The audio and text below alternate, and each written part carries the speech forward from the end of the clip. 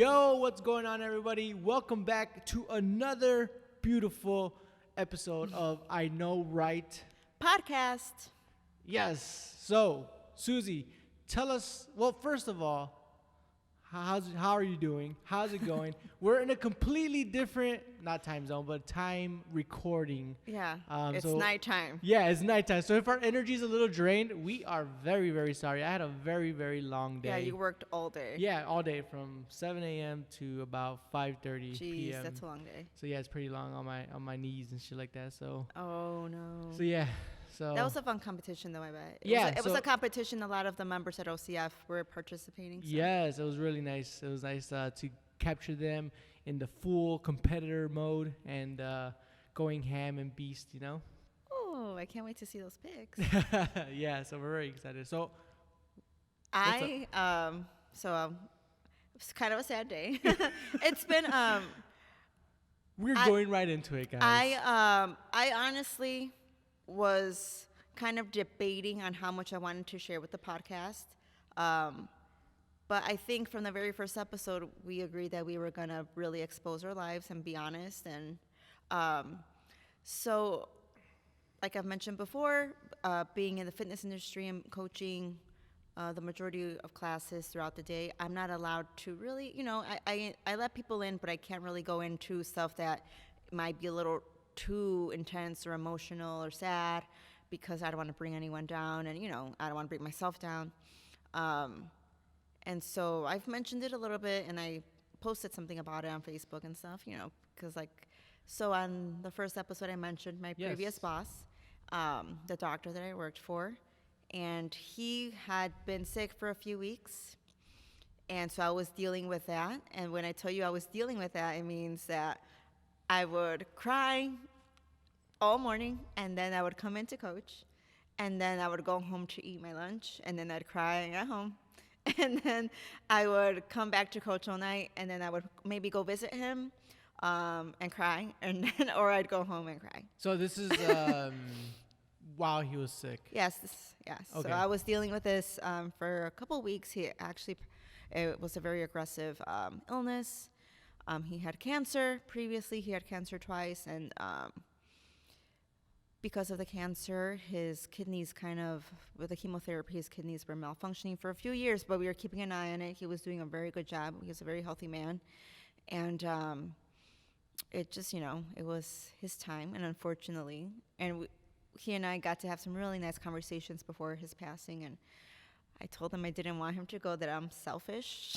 I was like, no, you can't do this to me. I'm so selfish. I want you to stay. And he was like, he's like, we all have to go. It's my time. He's like, I know you're selfish. He's like, but you have to let it go. And so, so today was his funeral, and he lived pretty far away, actually. He lived in Cape Breton, Illinois, if you know where that is. Just imagine Wisconsin, okay? It's far. He had a farm.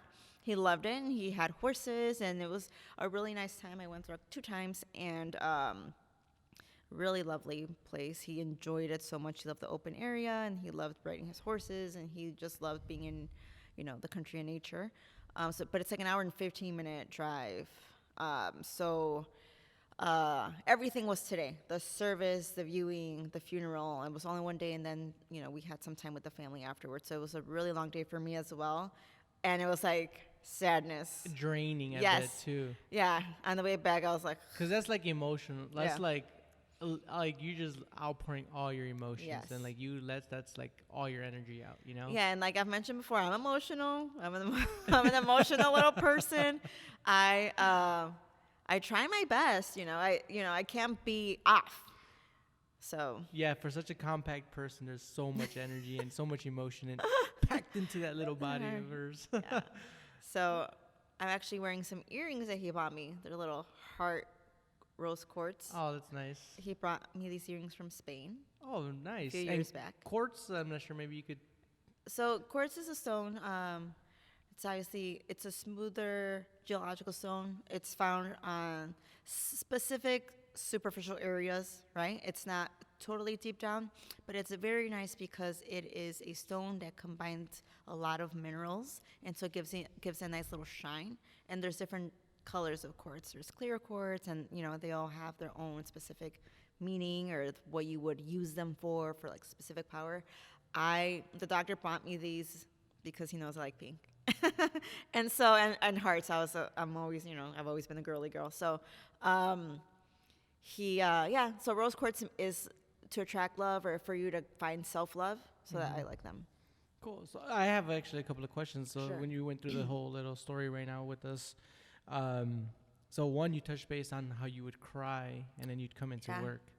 And so I would, how do you control that? For being such an emotional person, I mean, we've seen you cry. I think almost everyone at the gym has seen you cry.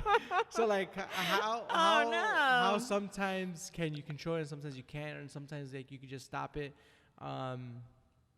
Like when you come into the gym, like how do you control that? If I had to work on it, I've had to work on it. Like I mentioned before, I think really not sacrificing, but like being a person in service, you have to put yourself second. And that took me a lot to learn before. So it's taken me some practice, but I think that saving my energy and conserving my energy. And so just like having those moments where I'm able to release so it's not all bunched up, and for me to not be overly emotional with the members in the class. And I apologize, my voice is also low. It's been a very emotional day. Yeah. But yeah, it's just taken me a lot of practice. But it's like, all right, bye guys, blah blah, clean up, whatever. I get in my car and it's like, it's not even like cute Beyonce tears. It's like bawling. So it's kind of like one of those things like where it's like it's like a river dam, like you're holding you're holding it in class. Yeah. And then like so all these emotions are happening in class, and then like when you finally so I was very concerned too. He got sick, and obviously I have a lot of mutual friends with him because of work and all that. So I wanted to post something on Facebook, and then I didn't want all the members here to see it and then bring it up during class and then have that trigger me. Right. But once he finally passed, it was like, it was eating me up. And the reason it was because he was always very encouraging of my artistic talents. I don't want to do those in quotes, but I did. I did do that. I doubted myself. Sorry. Sorry to myself. But he was very, encouraging of my artistic hobbies and things that I enjoy doing, like writing, like playing the violin, like all that stuff. He really encouraged me to do that. And the funny thing, he always thought I should be in front of a camera. He was always like, you belong in front of a camera. And like, boom. Yeah. He, it's really crazy. I didn't believe in myself then, but at that job, he always used to do little things like this also. Okay. Where we would film things, and then he'd play those videos in the lobby while patients waited and all that stuff. And, contrary to here, over there, I was one take Susie. Here I'm like 17 takes. Oh my goodness. No, Yeah. you know what? You're actually really, really good. I've gotten better. Yeah, you're really, really. I think after gotten better. Ange, you're next. Really? Yeah, for sure. For sure. Oh, wow, that's hands so down. nice of you. Yeah, hands down. Like I think, and then especially if it's something where we don't have to think about. You know what I mean? Like if it's kind of just like a nice flowing kind of thing, you're very, very good on that. Like the water fountain video. I was very surprised on that one, and you just kind of just pushed it out. And I was like, what the hell? Yeah, but anyways, so. Yeah, I was one take Susie in those videos, and he was just like, you belong in front of a camera. And his son, who was also my boss, would be like, yeah, your voice. And I was like, oh my God, they're nuts. But yeah, so I got to let him know, like, before I knew he was sick, that I was thinking about doing this podcast with you. And he was so like, yes. He's like, you're perfect for a podcast. Yes. I'm like, it's going to be a video one. He was so happy. He got to listen to the first episode, so I'm very happy about that. Nice. But yeah, so being from a single parent home, being from a single mom home, and maybe you can agree with me, I'm not sure. Maybe it's different for me because I am a girl, but I grew up kind of with a collection of father figures. Just certain male figures in my life that were important. Yeah. And my mom had never worked in this country until my dad left her when she was pregnant with me. So when I was 8 months old, she had to go out in the workforce, and obviously it was a factory job, which she was not used to and all that stuff. and I was taken care of a lot by my siblings, and one of the siblings is my brother.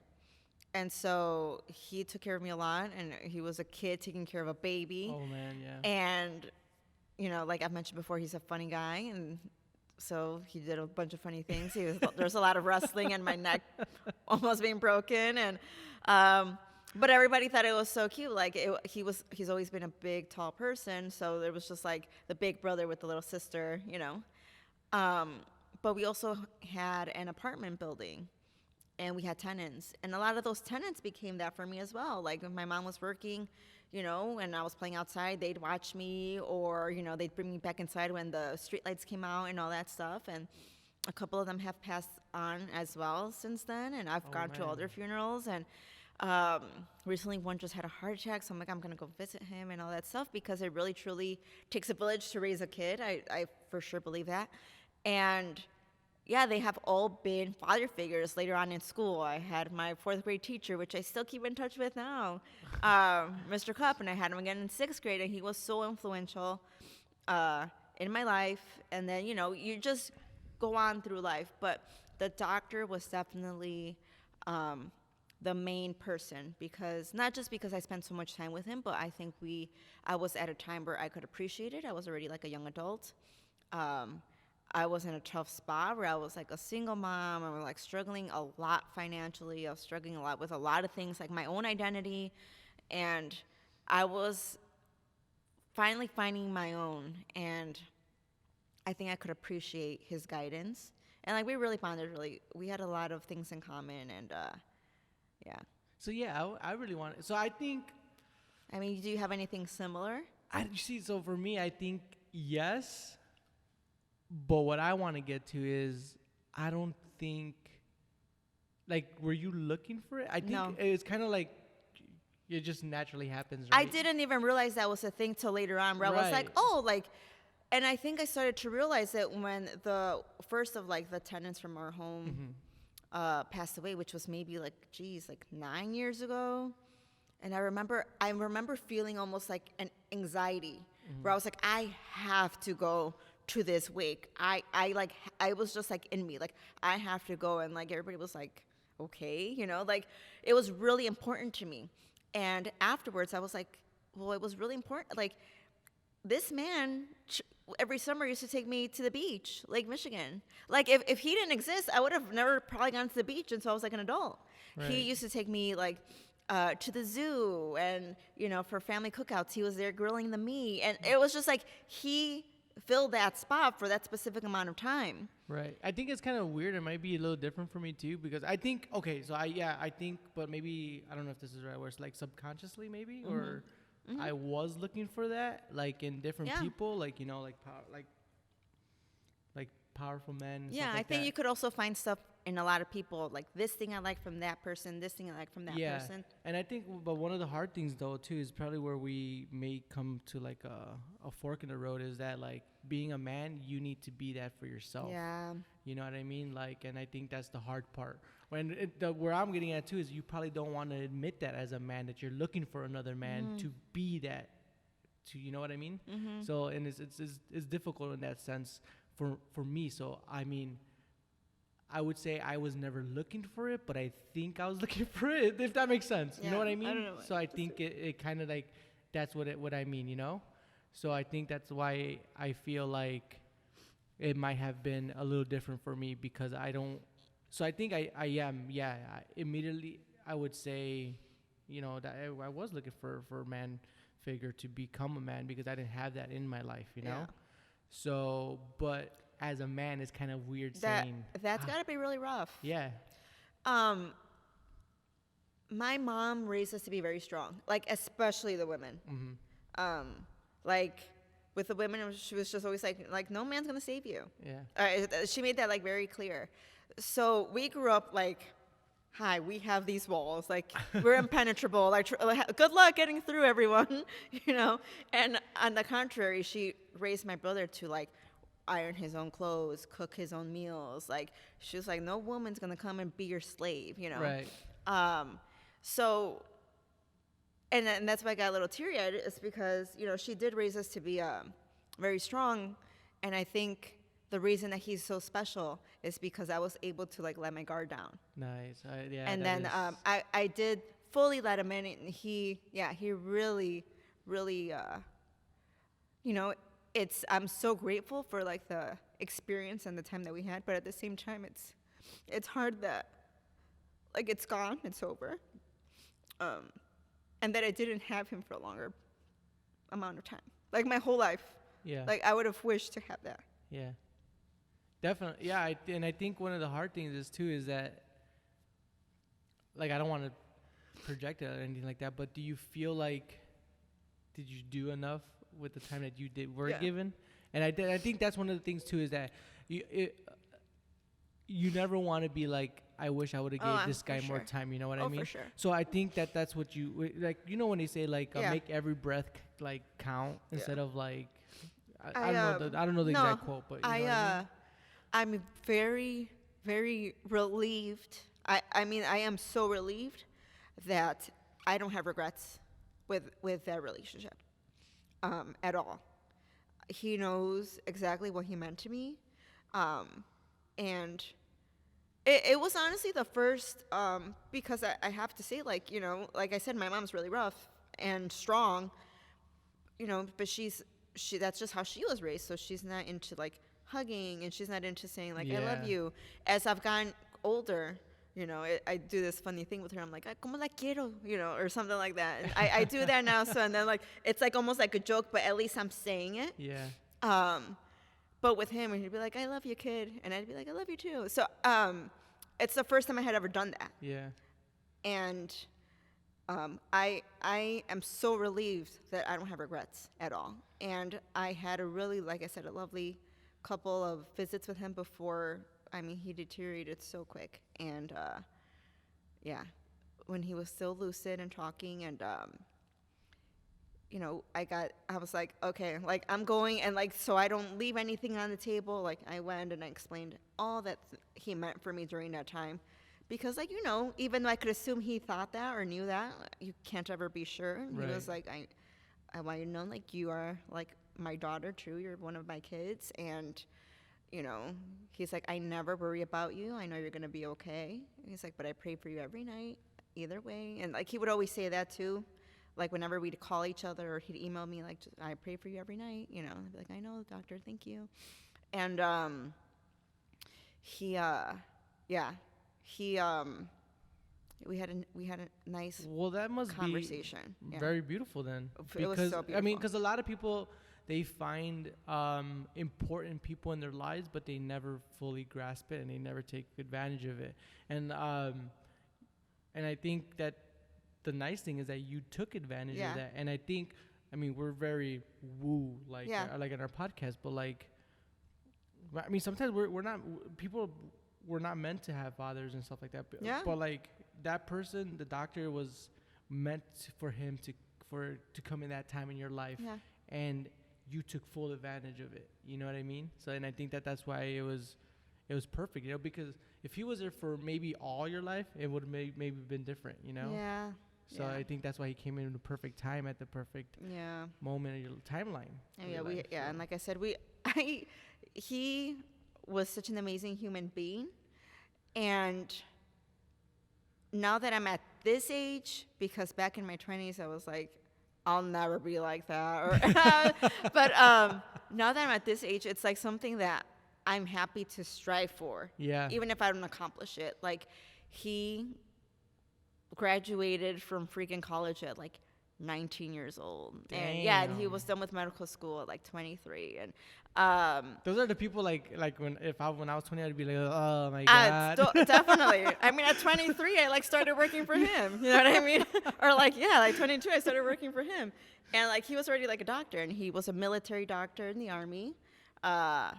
He Man, the stories this guy must have had. Oh, so many. And like opened up his own practice right away. And he loved to travel, but specifically like he loved Spain, and he loved obviously Puerto Rico. That's where his parents were from, or his parents were Spanish, but they lived in Puerto Rico. And he, you know, really just like the simple things in life, he made them seem so awesome And I'm telling you, like in my 20s, I was like, oh my God, this is so weird and dorky. But and then you just like, he's so infectious, you know, where it's like something as a slice of pizza to him was like, oh my God, this is amazing. This is such a beautiful afternoon, you know. And I'd be like, it's just pizza that I ordered for you, you know, like it's not a big deal. I'd be like, oh, this is the best, you know, like to him, everything was so grand.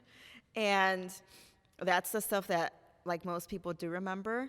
And, because of him, I did a lot of things too. Like he helped me, he wrote a love story, like a romance novel, and he had me edit it. Because of him, I learned how to like sell a book on Amazon and have like a QR code and hold Awesome. I learned how to do all that stuff. I also learned how to write a movie script because he just wanted to do a movie script and shop it around. And like, I had to buy movie script software. I didn't even know there was such a thing. And he was just like telling me the story and just like wrote like basically like, that's awesome. A Word document. And I was like translating. It's hard to write a screenplay, by the way. It's not as easy as you would think. And so I did all these things on top of my actual work. But because of him, I got to do all those things, you know. That's so cool. Yeah, and it was really cool. He was like, he liked to write, he liked to paint. He painted me several times, and he painted like everyone, like that he would meet. He'd be like, "Oh, you have a great face. Okay, I'm gonna paint you." Blah blah blah. And yeah, he was just like the most fun person. And like, I put it on my Facebook post, and I'm like, by the time I arrived to work at 9, he had already emailed me. He had already done yoga. He had already listened to a podcast. He was already like listening to some music on Pandora. He was already like sketching something out and like looking at maybe like some x-rays that he needs to like review. And then like he already had a coffee for me on my desk. That's awesome. And I was like barely like, you know, wiping my eyes the coal and like off your eyes. And I'd be like, oh my God, I'm exhausted for him. You know what I mean? But he had like really a good zest for life. And actually at his service today, because he was friends with the priest that gave the homily, and Father Dan, which was like one of his best friends, was like, and I just recently heard someone else say this, and they were like, the reason so many people loved him is the fact that he could see God in everybody. And he could.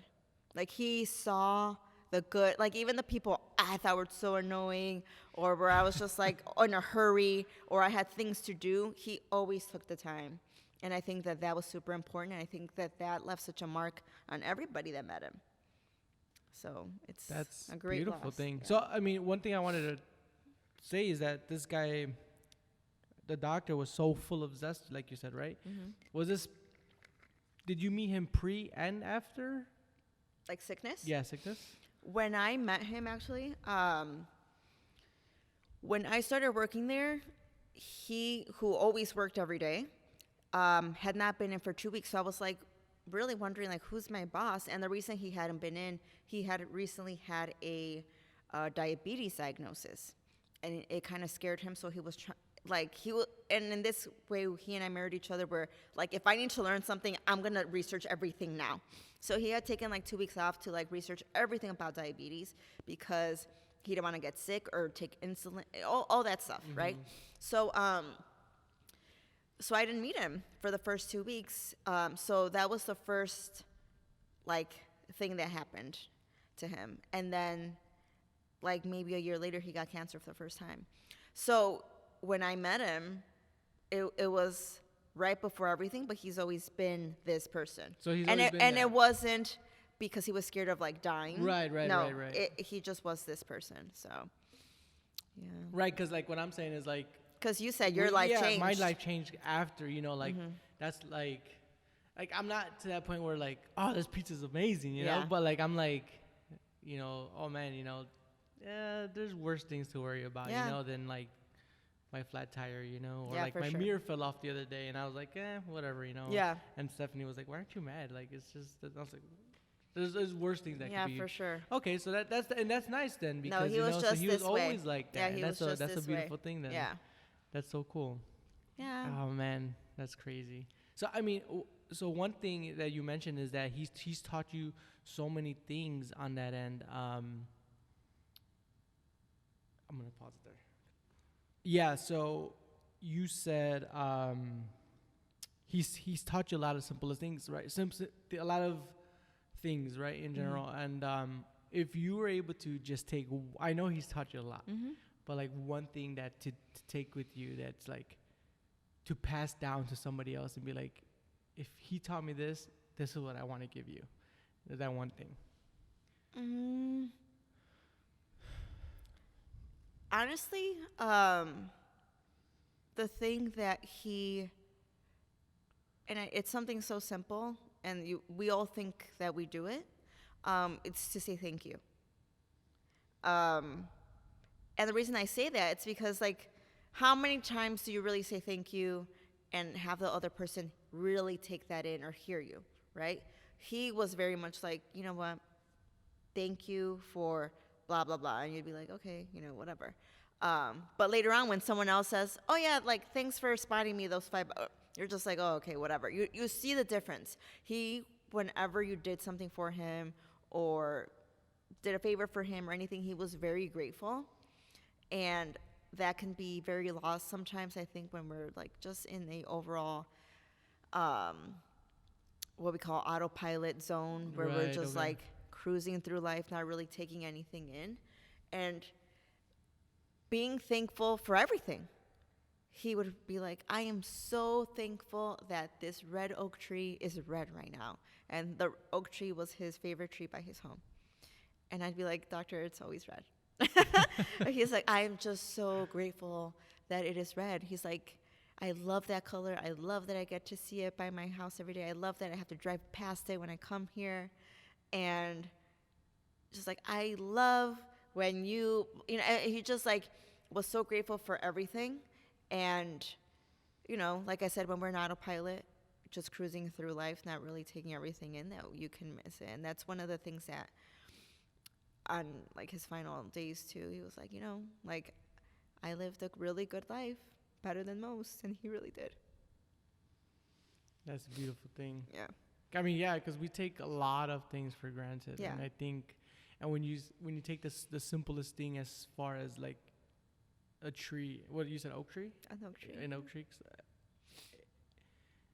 It's just nature. It's there, and we just kind of cruise by it, like you said, and like we just like kind of don't. But when you are thankful for that, imagine everything else that you could be thankful for. So I can't believe he's gone. I can't believe I'm talking about him like this. But he was just like that. And then like his favorite song would come on Pandora, which if you ever had Pandora, you knew it would come on every like 2 hours.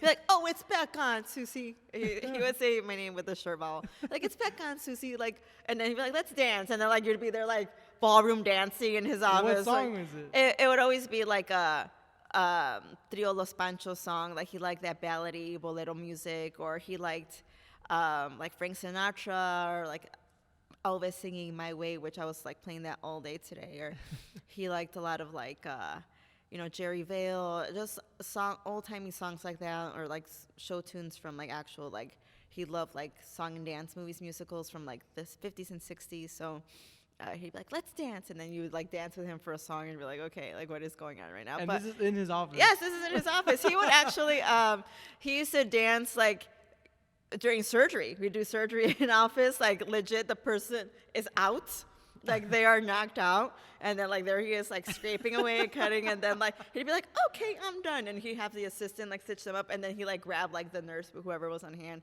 and then you'd start like dancing because he'd be listening to music. And there's a lot of videos of him doing that. But yeah, oh wow, yeah, and he raised 4 kids, like him and his ex-wife, and he had 7 grandchildren. And the thing is, like, if you meet any of them, or if you just know, like, oh yeah, like they're the same family. They're all very similar to him, and that's an awesome thing to have. But I can't, you know what I mean? It's crazy to think that he was so impactful in my life, and like I've known him for the past the past 14 years. So the past 15 years. He's been in my life, and it just seems like so long, but at the same time, I'm just like I said, so wish it was longer. So yeah. But in his words, you should be very thankful that you had him for those 14, 15 years. Yeah, for sure. And actually, Jenny Pisani, who's a member here, I would have her like please check up on him, because she was a nurse at the hospital, And she's like, oh my God, he's so sweet. And she like fell in love with him. She's like, he is the nicest man. She's like, he said you're like one of his daughters. I'm like, I know. And I'm like, oh God, I can't. And I would get updates while I was here at work. So Which Jenny? We have so many Jennies Jenny at the Pisani. gym. Which one is that one? The short hair. Oh, okay, yeah. Yeah. So, yeah, it's been a rough time, and I'm sure I'll be emotional again. And like timing is everything. Like the universe is everything. Like I said, Puerto Rico is one of his favorite places, and I happen to. I'm going in a few days for my niece, who I just recently met personally, face to face in October because she came to visit, and she's actually my niece from my real father, not my father figure, but my real father, who sprinkled kids all around, and he left a family in Alaska, and thanks to Ancestry DNA, we Castros found our sister and our brother from Alaska, and so we have nieces and great nieces.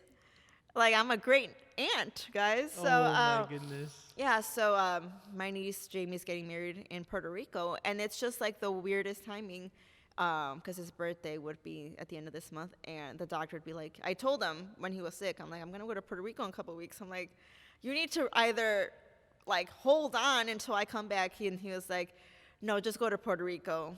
He didn't really think he was going to make it that long. But so he's like, yeah, you just go to Puerto Rico. He, if it was anywhere else, I think I would not be okay enough to go, and I would probably have canceled my whole trip. But because it is Puerto Rico, I'm going to go just because I know he would have loved for me to do it. I think he's probably going to be there with you. Yeah.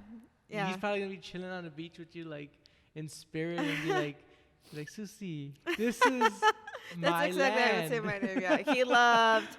He loved Puerto Rico so much, yeah. So... yeah, so I'm like, okay, this is just like divine timing that I get to go. I mean, I don't know if I'll ever go back after this, but yeah, it's terrible. It's terrible to like, the whole funeral process too. That is just so grim. Do you know what I mean? Yeah, like, for sure, definitely. You say goodbye, and then like they get lowered into the ground, and then you're like, he's in the ground right now. That's what I'm thinking about, like intermediate like thoughts. While I'm at home, like, he's in the ground. Yeah. Oh, man. That's what I'm thinking. I mean, knock on wood. I mean, I've only been lucky to deal with that death situation at a younger age, so I really didn't know about it too much, So my godmother passed away from breast cancer. Oh, that's terrible. I don't even know, like, when I was, like, maybe 6. I don't know, maybe a little older, maybe, like, 13, somewhere around there. And then my young cousin...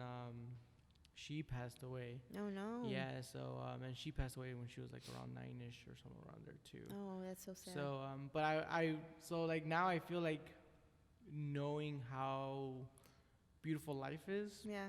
I think I would take it really hard. But, like, just to show, like, the type of person he was like, I'm ready for the next adventure. Yeah, that's nice. I mean, and I'm like, no, don't go. I seriously said these things to him, guys. So just so you know, his exit was not without drama. I was like, please don't go. Like, I can't do this without you. And he probably is like, I could expect this from you. Yes, he so could expect it. I was playing his favorite music. I'm like, I'll play this for you. I'm like, I'll come over every weekend and I'll play this for you. Like, I was begging him to stay. Oh, man, Susie. That's just how life works, Yeah. Just remember, the beautiful thing, too, is that those are amazing tears that you're crying. It's not like pain tears. It's for somebody to have such an impact, to have such a beautiful soul, to touch somebody else, for them to cry over that's amazing.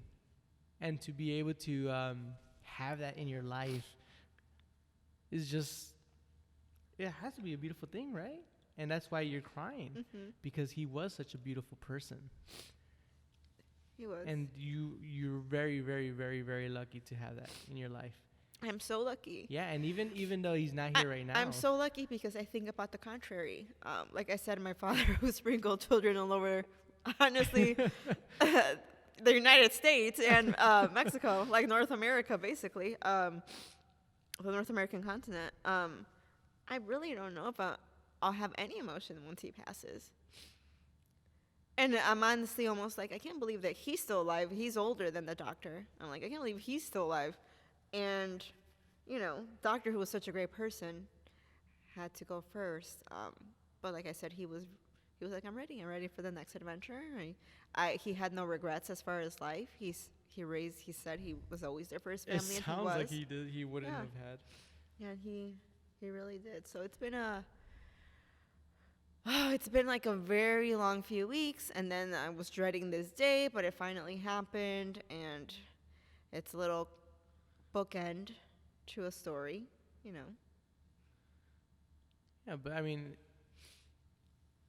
things like that never, like, I know as cliche as it sounds and as cheesy as it sounds, those type of people just live on forever. Like, and maybe not his name passed down to your children, but his ideals and his lifestyles, his gratitude styles and his stuff like that will be passed down to your kids, and hopefully passed down to their kids, and then just you telling me that he was such a grateful person. So I have to be grateful about things like that too, Yeah. like the trees. I have a beautiful view to an amazing tree, and sometimes I look out there, I'm just like, wow, I'm so glad I have this amazing view, and that he already impacted me by just, and I don't even know the guy, you know what I mean? So, and I think that's Yeah, that's nice. those things never, and I know it sounds cliche, and you're like, yeah, that's nice. I wish he was still here. I wish he was still here, I wish he wasn't dead, George. Okay. No, I mean, definitely. I know, and I think everyone knows, and I think everyone can take something from what I said, probably, and apply it to themselves as far as the doctor, But yeah, it's just, he's just one of those people that will be truly missed. And if, I wish everyone in the world could have met him. Yeah. That's how I feel. I wish like everyone in the world could have met him, because then you would know. And if you don't know him, it's hard to even quantify the amount of like kindness and sincerity and overall just like good heart that this person had. Because he did get mad at me a couple of times, but he was the type of person that would be really upset, and then within like 20 minutes be like, you know what, that's okay. He's like, I don't want to stay mad. And for himself, he would forgive you, for himself, because he just wanted to be in a good mood and be happy. Yeah. And I'm like, yeah, like me, I'm like, I'll hold a grudge forever. Yeah, but yeah, today was a draining and long but beautiful day. It was a beautiful actual day to have this, and he had a military funeral, which was nice. But yeah, I cannot believe he's gone, but it's something I have to accept. Yeah. Oh man. And now I'm alone. You're not alone. Now I'm alone again. But it's okay. I'm okay with this, because I feel that this happening maybe like even like 3 years ago would have been much more detrimental to me, because I think now I was always looking to be rescued, and I think now I finally understand that. You're the one. Yeah. Because I was so, with my mom, forcing us to be self-sufficient. I think deep down that I always craved for someone to rescue me. And now, at this point, I'm like, okay, like, I can be self-sufficient and not need anyone to do this. I can be both things. And I'm pretty sure he helped you get to that point. Oh, yeah, for sure. Yeah, he was not, yeah. It's kind of one of those things like, my job is done here. Yeah. Like for like all those people that were probably there, he probably did that for them somehow, some way. For sure. There's so many people. Yeah, for sure. I mean, like my whole family was a person that knew him, and like that, knew what he was about, and everything. So like I said, if you had to know him, it's hard to quantify everything that he was and is to people. But yeah, so that's what's been going on with me for the past couple of weeks, and so I really don't wish to talk about this. I really don't wish to talk about this during class. But like I said, this podcast is here for us to really expose who we are. Yeah. And we said we would talk about our lives, and this has been a huge part of my life, and a big part of like how I've been feeling the past few weeks, and then I got sick from like all the stress and worry, and then he ended up passing right after that, and it was like an awful day, and it was just like a lot of stuff was going on, and oh man. So now, in case you were wondering what was going on, if I was showing anything, that's what's been going on. But the doctor's in a better place, and I know that the good thing was that he exited quickly, because he would not have wanted to be self-reliant for a very long time on anyone, and I really think he left on his terms. So I'm happy for that for him, because he would just have hated to have been the fuss at the end. But yeah, he was a little spoiled at the end too. He was a little diva, the doctor. But Oh man. yeah, so Oh sweet. man, beautiful. I think. Well, at least for me, my final thoughts on today's podcast. I think life is beautiful. Yeah. And while we're here, we need to take advantage of it. For sure. And I think it's something that I probably don't do enough of. It's something that I'm trying to learn, as an entrepreneur, sometimes I'm just a little really focused on business. And then I have my daughter. And, you need to take those instances and soak that up.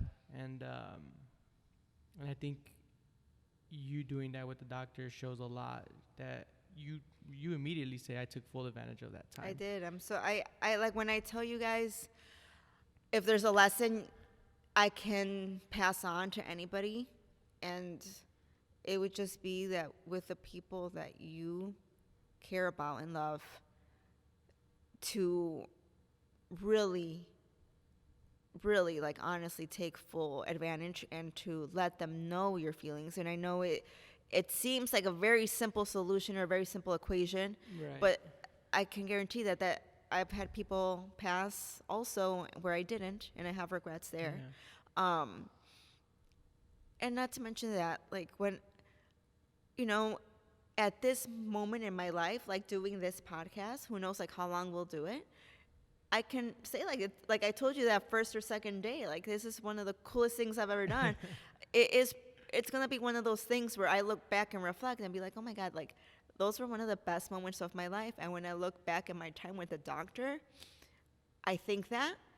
But at the same time, and that's why I told you, like, it was very difficult for me to leave that place to come here, even though I knew for growth and for my overall, like, passion that this was the answer, because I was aware of the fact that me being there, that those were, like, some of the most wonderful times of my life. Yeah. And so for me to leave that was very difficult. Yeah. And, and honestly, when you told me, come, let's do this podcast, at 8:30 at night, I was like, ugh, can we do it tomorrow or something like that? But I now knowing, I'm glad that we were able to do this, to catch these emotions, to catch these feelings here, because honestly, it's probably going to live now forever through audio, through video, on YouTube, as far as we know. And we can, like you said, maybe when we're 55 and we're done with the podcast or something, we can always look back at it and be like, wow, that's exactly how I felt that day. Yeah. And, and it's just awesome that we have this outlet. And just so you guys know, we always write down the overall outline on the board behind the camera.